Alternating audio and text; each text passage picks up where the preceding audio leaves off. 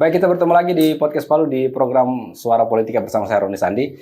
Dan tamu kita pada hari ini adalah tidak asing lagi bagi kami di teman-teman Podcast Palu maupun teman-teman jurnalis. Karena beliau ini dulunya waktu di KPU kami sering berkomunikasi dengan beliau. Saya perkenalkan dulu.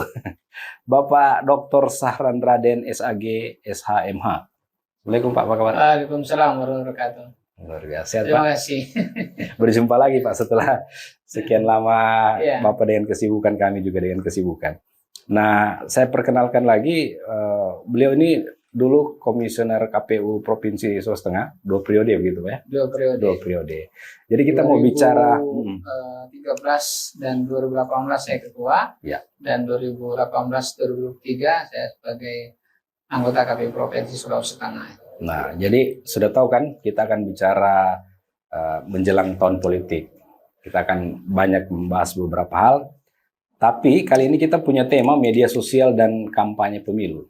Karena masifnya di media sosial dan kampanye, sehingga tema ini kami angkat untuk juga bisa menjadi edukasi buat para pengamat politik yang lain maupun para politisi yang akan bertarung nanti di kontestasi politik 2024. Dan selain akademisi, dosen Universitas UIN Palu, Pak Dokter ini juga kami sematkan sebagai pengamat politik. Terima kasih. Karena memang sudah begitu mendalami soal politik ketika di komisioner, kemudian sekarang lagi menjadi akademisi, tidak jauh-jauh lah sebenarnya saya kira yang menjadi pantauan amatan dari disiplin ilmu. Baik, saya mau mengawali podcast kita ini Pak Dokter Ya. dengan eksistensi media dari aspek pemilu yang sebentar lagi 2024. Nah, di tahun-tahun sebelumnya memang media sosial itu juga menjadi salah satu media yang sangat berpengaruh, baik dalam kampanye, ada juga di situ black campaign-nya, begitu kan? Nah, kalau Pak Dokter melihat di era sekarang ini yang medsos makin hari makin masif begitu, kira-kira ada potensi-potensi apa yang akan kita dapatkan nanti ke depannya? Iya, jadi memang terima kasih ya Pak Roni. Jadi kalau kita lihat media sosial ya, peran media sosial dalam politik itu begitu sangat strategis. Pada pemilu tahun 2019 itu media sosial memberikan peran strategis di dalam pelaksanaan dinamika pemilu ya dalam demokrasi elektoral kita di Indonesia. Berdasarkan hasil survei Carta Politik gitu ya, bahwa pasca pemilu ada 24,40% responden menyatakan bahwa pilihan politiknya itu sangat dipengaruhi oleh media sosial. Oke. Jadi ini sangat menarik sekali bahwa artinya apa? Media sosial memiliki peran yang sangat strategis di dalam mengkampanyekan ya seseorang. Baik. Bahkan kita lihat 24,40% itu adalah sesuatu yang sangat tinggi di dalam keterpilihan seseorang. Bahkan kalau kita misalnya melihat survei misalnya ya, ada tingkat elektabilitas, popularitas itu lebih kelihatan ketika para politisi kita, para elit politik itu lebih memiliki akun-akun media sosialnya ya, apakah itu YouTube atau Facebook ya, Instagram, WhatsApp dan lain sebagainya, itu memiliki peran strategis di dalam memenangkan. Bahkan kalau kita lihat ada 150 juta pengguna media sosial di Indonesia ya, yang rata-rata selain dari masyarakat atau para milenial, ini juga banyak dimiliki oleh para politisi. Jadi para politisi kalau dia tidak punya media sosial, maka ini bisa tidak menaikkan popularitas dia. Karena ya terbukti ya bahwa orang pemilih itu bisa mengenal seseorang itu dari media sosial itu. Karena media sosial penggunanya lebih banyak itu. Baik. Orang misalnya punya akun ada beberapa ya, ada Facebook ya, ada Twitter, ada Instagram. Tapi kalau kita lihat tracking rata-rata pengguna media sosial ya, yang paling tinggi itu adalah YouTube ya. YouTube ini rating tertinggi dari media sosial. Setelah itu ada Facebook dan kemudian ada WhatsApp ya, WA dan kemudian juga Instagram. Dan setelah itu berikutnya media sosial yang lain. Artinya memang pengguna media sosial ini menjadi sangat penting. Manfaatnya sangat besar bagi pelaksanaan pemilu kita. Ini bahkan oleh karena itu di dalam Undang-Undang 7 tahun 2017 maupun PKPU KPU mengaturnya bagaimana berkampanye melalui media sosial. Karena kalau tidak diatur regulasinya ya para politisi kita tidak menjadi tertib itu. Maka fungsi dari undang-undang itu dan fungsi dari PKPU itu adalah bagaimana mengatur proses jalannya kampanye media sosial itu di dalam politik elektoral kita. Karena di samping manfaatnya yang sangat besar bagi masyarakat ya, tapi juga dampak negatifnya juga sangat besar itu terhadap keadaban politik kita itu. Saya kira itu. Ya, jadi sahabat podcast dan khususnya buat politisi, nah di era new media sekarang ini, jadi kalau di zaman dulu 2014 kan belum ada medsos saya kira ya. Belum ada. Nah, jadi sekarang itu semua bisa bikin media. Nah, seperti Pak Dokter bilang tadi, kalau tidak dimanfaatkan ini sebaik-baiknya untuk pencitraan, menaikkan popularitas, ya rugi sendiri nantinya.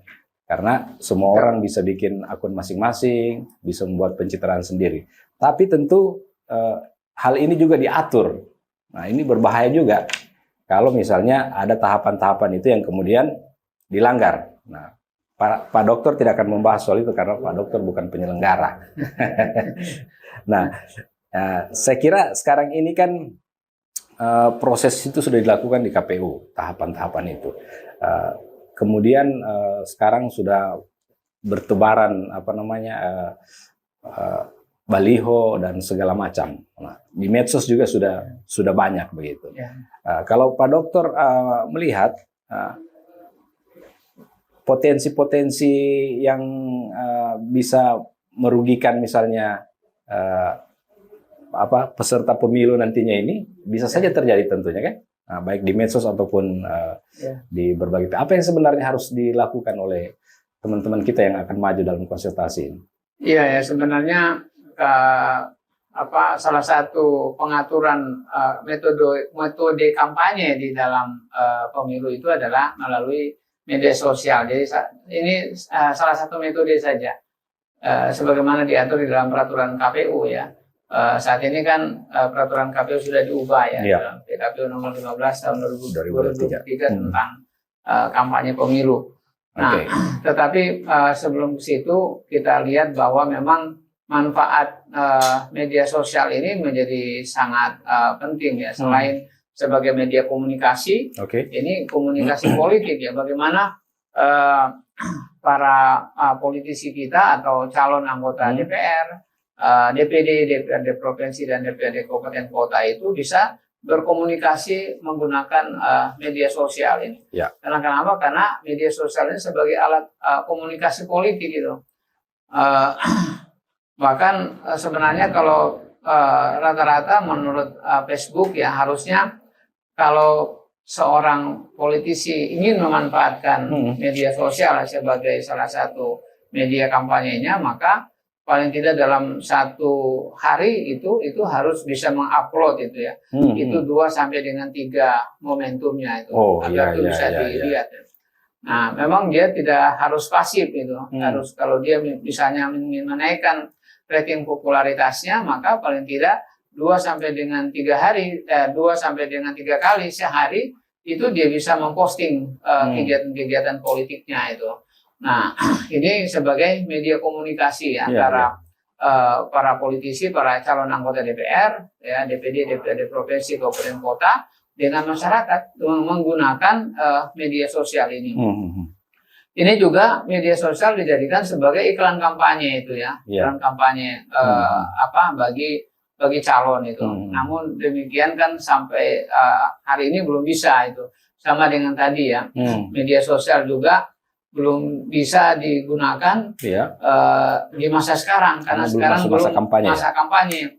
Kampanye itu kan di dalam PKPU nomor 3 tahun PKPU nomor 15 tahun 2023 itu kita lihat masa kampanye itu untuk calon anggota DPR, DPRD provinsi dan DPRD kabupaten kota itu kan 25 hari setelah penetapan DCT daftar calon tetap.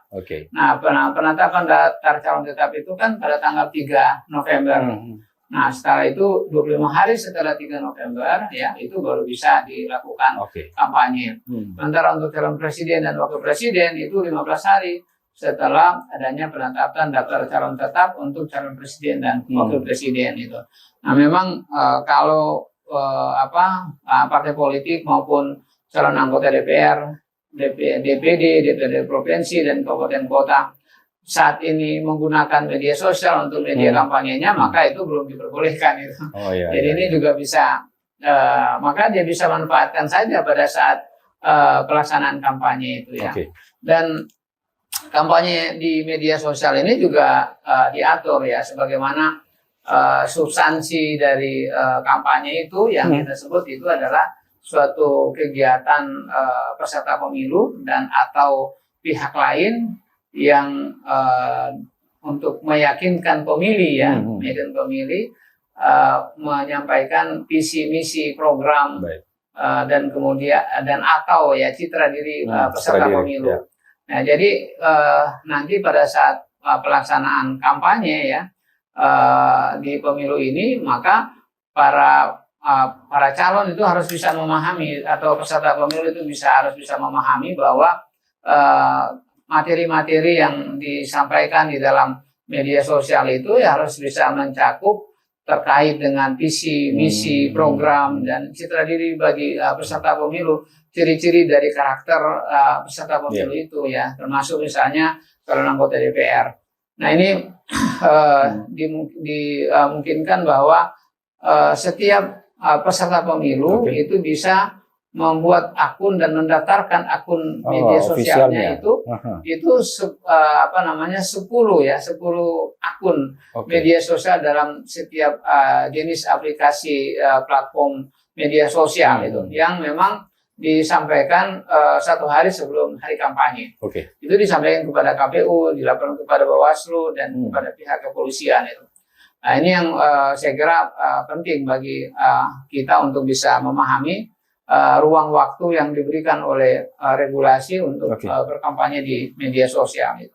Ya, menarik sekali ini Pak Dokter. Dan kami juga mendapatkan pengetahuan baru, khususnya juga buat para caleg ini yang akan maju, bahwa ternyata kalau kita awalnya berpikir bahwa pencitraan itu menggunakan baliho saja yang mau ditertibkan atau dipantau oleh penyelenggara pemilu ini, ternyata medsos ini juga diatur. Nah, dan tidak boleh sembarang. Itu sudah dijelaskan Pak Dokter tadi. Ada tahapan-tahapan itu yang tidak boleh kita langgar.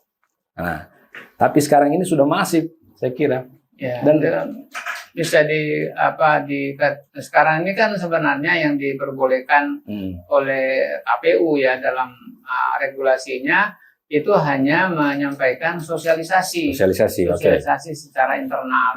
Artinya media sosial belum diperbolehkan untuk digunakan untuk dalam rangka berkampanye karena kampanye itu adalah sebuah kegiatan politik ya bagi peserta pemilu karena di sana ada penyampaian visi misi program yang turut mempengaruhi meyakinkan kepada pemilih agar memilih partai politik atau memilih calon itu.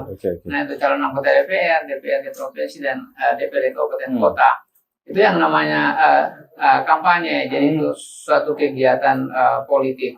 Kalau misalnya saat ini ada yang melakukan kampanye di media sosial, misalnya mensosialisasikan diri dengan dikategorikan membuat citra diri peserta pemilu, maka itu ya belum dibolehkan. Mestinya kan penyelenggara pemilu dalam hal ini Bawaslu harus bisa menertibkan itu media sosial, apalagi media sosialnya belum didaftarkan di KPU. Jadi itu namanya akun resmi yang harus disampaikan itu. Dan ini saya kira memang meskipun sangat bermanfaat ya media sosial, tetapi dalam konteks politik elektoral kita memang ada bahaya-bahaya dan ada sisi-sisi negatif itu di dalam penyelenggaraan kampanye pemilu ya di media sosial ya. Karena ini bukan media mainstream itu, orang bisa dengan bebasnya itu kan, dia tidak ada aturan bagi seseorang untuk bisa menyampaikan apa saja di media sosial itu. Nah itu yang saya kira berbahayanya. Tetapi jika itu digunakan oleh partai politik atau peserta pemilu, dalam hal ini juga sebagai calon anggota DPR, caleg gitu ya, maka ini juga bisa bermanfaat. Tetapi lagi-lagi harus sesuai dengan masa durasinya, di mana itu disebut sebagai kampanye itu. Jadi yang menarik juga ini sahabat podcast, bahwa ternyata bukan sembarang bikin akun medsos, nanti dilaporkan pada saat sehari atau beberapa hari sebelum kampanye ke KPU. 1 hari sebelum hari kampanye dimulai. Nah, itu harus dilaporkan. Harus dilaporkan kepada KPU provinsi dan KPU kabupaten kota sesuai tingkatannya. Ya kalau misalnya itu partai politik peserta pemilu di provinsi dan calon anggota DPR di DPRD provinsi, maka dilapor di KPU provinsi, disampaikan. Begitu juga di kabupaten kota itu. Berarti Pak Dokter kalau tidak melapor itu dianggap ilegal nantinya? Ya, artinya tidak terdaftar. Dan akun itu mestinya tidak bisa digunakan untuk berkampanye. Karena akun-akun yang digunakan untuk berkampanye itu adalah akun media sosial yang resmi. Yang terdaftar di KPU begitu. Nah, itu. Jadi para caleg dan penyelenggara pemilu ini yang kita dapat pengetahuan baru. Jadi kalau belum mendaftar kemudian menggunakan ofisial misalnya, ya bisa-bisa ada sanksi nanti yang bisa menjerat. Begitu. Baik Pak Dokter, tadi Pak Dokter sudah sampaikan bahwa ada aturan-aturan yang mengatur soal berkampanye di media sosial, termasuk dengan tadi harus mendaftarkan. Kalau di pengalaman Bapak di 2019 kemarin, ada pelanggaran kayak yang sempat ditangani itu terkait dengan pelanggaran kampanye, belum waktu kampanye pada saat di waktu 2019 ya begitu. Bisakah kita berbagi supaya menjadi proteksi buat para penyelenggara yang baru mau maju ini, supaya jangan salah bergerak, orang sini bilang kajuru-juru nanti. Sebenarnya dalam prinsip kampanye ya, substansinya adalah yang kalau kita lihat pertama itu sebagai pendidikan politik itu. Pendidikan politik bagi masyarakat. Yang kedua itu sebagai partisipasi politik.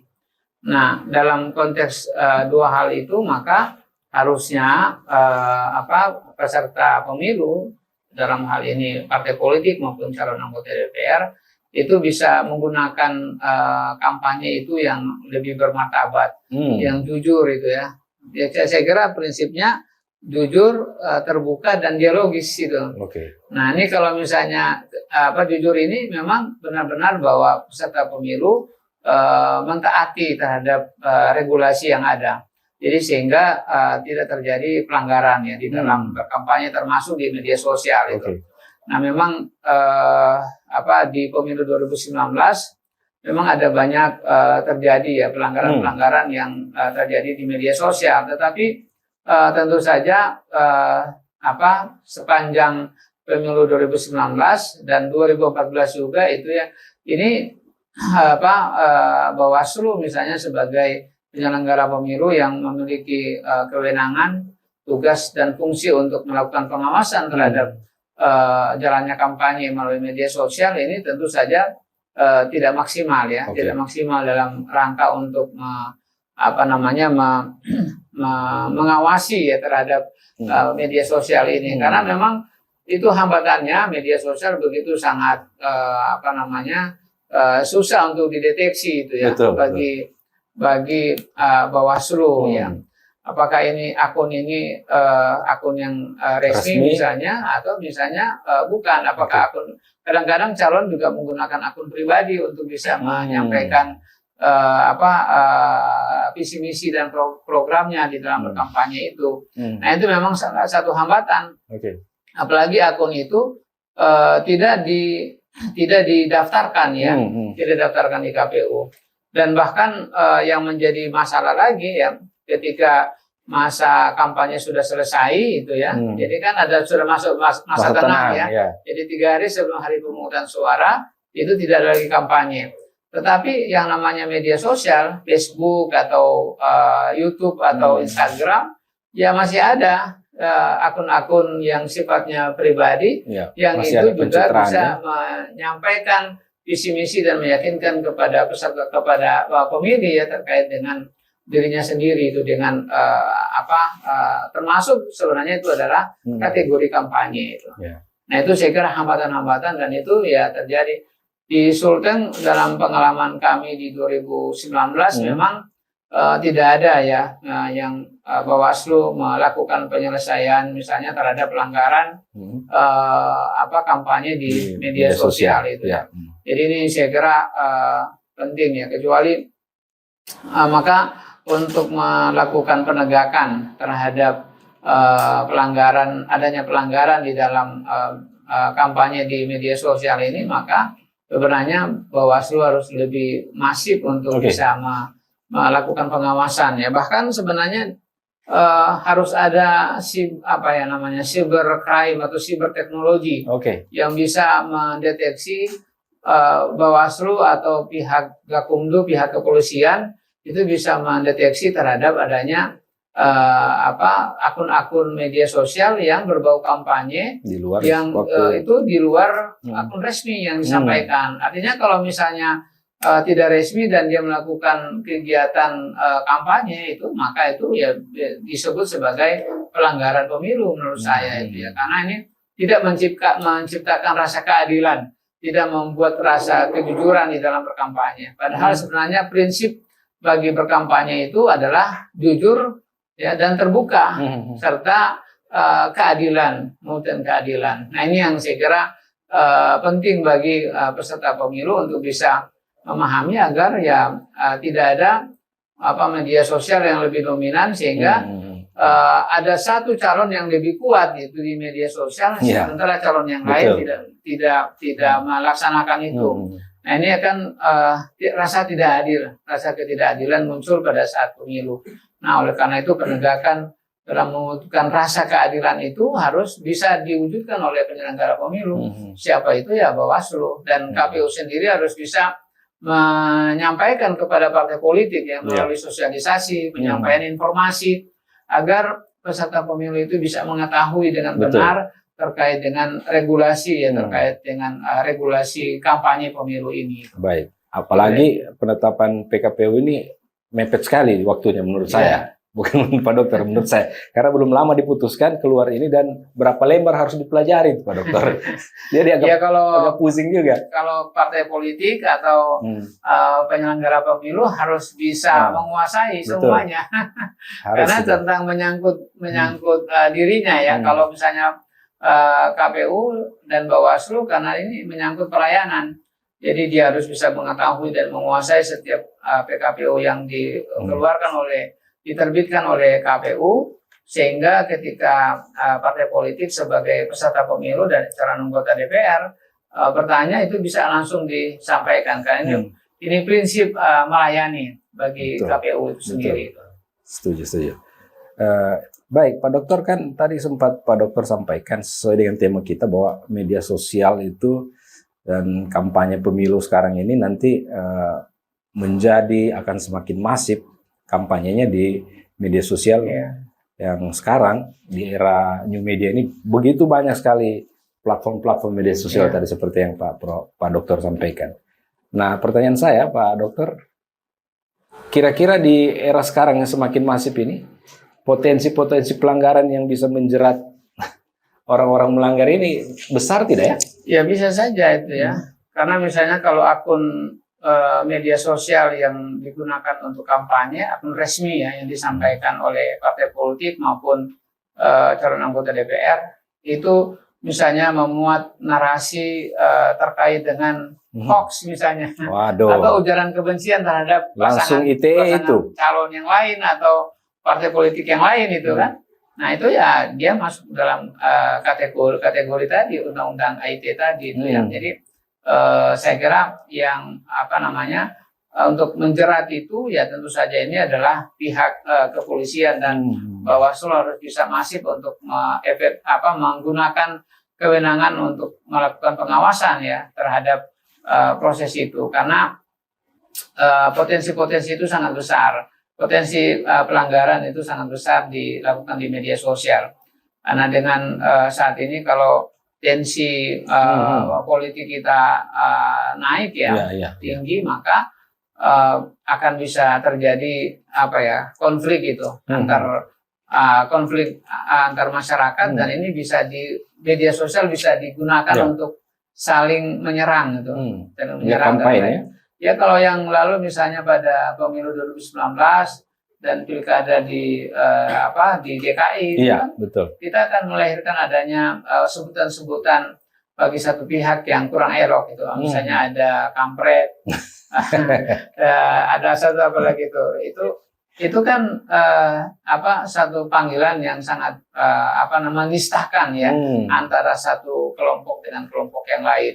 Maka itu menurut saya adalah pelanggaran, dan di undang-undang pemilu kita kan melarang untuk membuat narasi-narasi yang memberikan ujaran kebencian kepada satu agama atau satu kelompok masyarakat tertentu itu.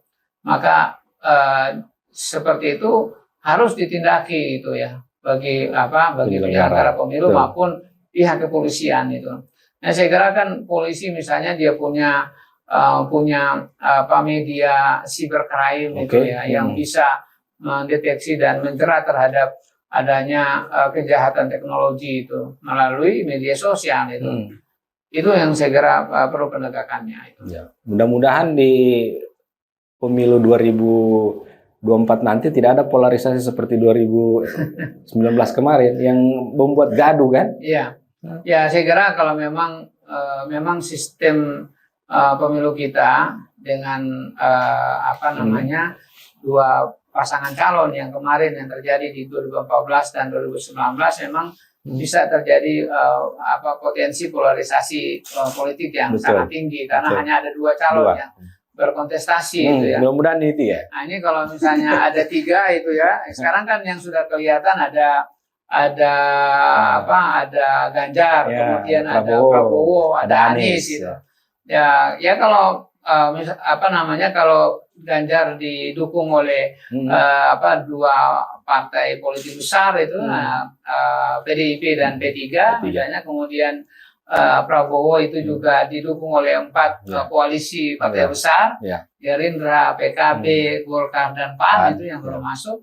Kemudian di Anies itu ada Nasdem, ada PKS dan ada Demokrat. Ya tentu ini ya harus memperlihatkan itu ya sama-sama tiga-tiga memiliki potensi peluang untuk menang itu. Betul. Tapi yang penting dari tiga pasangan calon itu kita berharap bahwa tidak ada polarisasi yang begitu sangat memicu terhadap konflik di masyarakat, karena memang masyarakat itu lambat sekali pulihnya itu ya. Betul. Lambat. Orang misalnya di pemilu 2019 presidennya sudah dilantik, Prabowo sudah masuk dalam koalisi Jokowi, kabinet dan Sandi, tapi di bawah kita masih berperang. Masih ada istilah-istilah di bawah itu. Iya, itulah kita punya pemulihan politik yang sangat sangat lamban di akar rumput ya. Tetapi kalau di tingkat elit politik itu ya sudah selesai, karena politik kita ya hari ini adalah politik kartel itu. Jadi siapa yang memiliki kepentingan konsolidasi untuk memenangkan, dibuatlah konsolidasi itu lebih baik, lebih besar, dan itu digunakan untuk pemilu berikutnya itu. Nah, sekarang kan kelihatan. Sekarang kan kelihatan Meskipun akhirnya koalisi misalnya PKB, Gerindra, PAN itu ya, dan Golkar yang tadinya masuk di kabinet itu akhirnya harus berpisah dengan PDIP itu. Nah ini boleh saja ini dibuatkan mazhab atau mazhab politik baru ya untuk memenangkan Prabowo misalnya, dan 4 koalisi partai besar ini juga kepentingannya bukan hanya di pemilu 2024 nanti. Ketika masing-masing koalisi ini bisa menang, dia akan membuat konsolidasi berikutnya untuk pemilu di 2029 nanti. Baik. Jadi seterusnya itu yang namanya dengan politik kartel itu. Luar biasa ini Pak Dokter. Dan itu lagi tadi kembali kita bahwa media sosial itu sangat berpengaruh. Ya. Nah, jadi seperti Pak Dokter sampaikan tadi, di tingkat elit sudah selesai, di bawah dan di medsos masih baku gosok. Ya, apalagi medsos itu kan suatu yang sangat bebas itu ya. Orang bisa edit dan untuk mempengaruhi masyarakat, meskipun itu sesuatu yang salah misalnya ya, itu diedit ya, menjadi salah, menjadi keliru. Dibuatlah hoax atau misalnya baru. Itu benar itu ya, tapi untuk menghantam partai politik yang lain atau calon yang lain itu bisa saja kemudian itu dibuat untuk menghantam calon yang lain. Seperti saat ini sekarang itu ya, ada satu hal yang saya kira sangat menarik dan ini menurut saya juga perlu dicermati baik-baik terhadap eksistensi Jokowi itu. Ada sekarang kan yang beredar itu video yang beredar bagaimana hubungan antara Jokowi dengan PDIP itu ya. Ini yang saya kira juga masyarakat ketika menonton video itu ya harus bisa mencermati. Jangan-jangan ini adalah hoax yang dibuat ya untuk membenturkan antara Jokowi dan PDIP itu, antara presiden dan PDIP itu. Baik. Nah ini itu yang menurut saya sangat berbahaya sekali bagi keadaban politik kita di pemilu tahun 2024 gitu. Saya kira itu. Saya kalau diskusi sama Pak Dokter ini luar biasa, 1 ditanya 10 dijawab, maka host tidak perlu banyak pertanyaan. Jadi Pak Dokter, karena kita dibatasi durasi waktu, nah saya kira jangan bosan-bosanlah kita berdiskusi karena biar bagaimana kita ini adalah bagian dari negara ini, kita juga bagian dari orang yang akan terlibat dalam politik 2024. Saya kira saya setelah tidak di KPU, saya sekarang menjadi akademisi itu ya di UIN Dato Karama Palu, maka ya tugas saya adalah membuat pendidikan pemilih itu, literasi itu, melalui dialog, melalui tulisan yang ingin disampaikan kepada masyarakat agar bisa tercerahkan itu.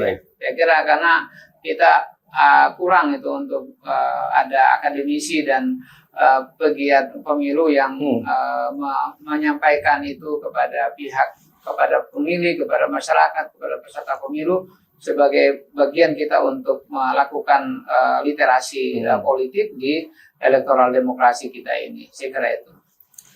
Baik, sahabat podcast. Demikian tadi banyak sekali yang bisa kita dapatkan dari Pak Dr. Sahran Raden ini. Tapi karena kita dibatasi waktu, dan seperti sampaikan tadi bahwa kita ingin lebih banyak berdiskusi dan menimba ilmu. Dan kami juga berterima kasih kepada Pak Dr. Sahran yang ternyata sekarang mau sukarela memberikan edukasi maupun literasi politik kepada masyarakat di tengah jelang tahun politik yang mudah-mudahan saja tidak akan terpolarisasi lagi seperti 2019 yang gontok-gontokan. Dan begitu banyak persoalan saya kira, termasuk seperti tema kita tadi di media sosial. Baik, di closing hari ini Pak podcast kita, saya ingin Pak Dokter ingin menyampaikan apa begitu kepada penonton kita dan publik sudah setengah Kota Palu. Ya, saya kira kalau untuk peserta pemilu, saya ingin menyampaikan mari menggunakan media sosial sebagai salah satu metode kampanye di dalam pemilu. Teruslah menaikkan rating popularitas, menyampaikan visi misi program dan citra diri bagi peserta pemilu untuk mempengaruhi ya pemilih untuk bisa memilih Anda semua itu. Kepada masyarakat pemilih tentu kami ingin menyampaikan bahwa media sosial memang memiliki peran strategis di dalam politik elektoral kita. Namun demikian sebagai pemilih kita perlu menyaring ya terhadap setiap informasi yang datang dan atau yang lewat di beranda media sosial kita. Dengan demikian kita bisa memfilter setiap informasi yang ada dan kita bisa memiliki prasangka positif itu ya dari setiap akun media sosial yang ada. Saya kira itu. Baik, terima kasih sekali Pak Dokter. Demikian diskusi podcast kita saat ini bersama akademisi dan juga pengamat politik Bapak Dr. Sahran Raden SAG SHMH. Kita akan berjumpa lagi di podcast berikut dengan narasumber lainnya. Bersama saya Ronald Sandi, sampai baku dapat lagi. Terima kasih. Sukses.